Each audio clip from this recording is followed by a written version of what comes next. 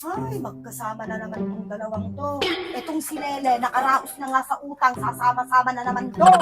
Kuring na talagang to, niyayaya niya kasi si Lele. Basta pag magkasama sila kay Kuring, utang.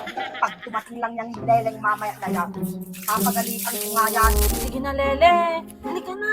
Ikaranturan mo ko. Buti ka, wala ka ng mga utang eh. Halika na, sumama ko. Ay, ayoko Kuring, ikaw na lang. Baka kasi malaman ni biyanan ko kung ano na naman tong sasabihin niya sa akin. Pagsasalitaan niya na naman ako ng mga hindi magaganda. Masyado ka namang masunurin sa biyanan mo. Hindi naman niya malalaman. Hindi na Kuring, ayoko na talaga. Parang hindi naman tayo umuutang dati. Uuwi na ako, baka makita pa tayo ni biyanan ko dito, magagalit yun. Lele naman.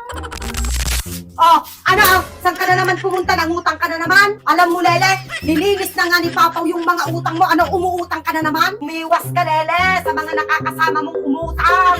Akala ko naman hindi mo na pagdaanan. Kung wala lang talaga yung anak ko nag-card, wala. Nasa kulungan ka na sana ngayon. May istapa ka.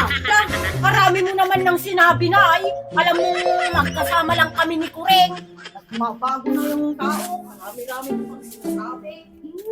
Susumbat ka pa dyan. Kung hindi mo iniwasan si Kureng na kasakasama mo, isusumbong kita kay Papaw, umuutang ka na naman.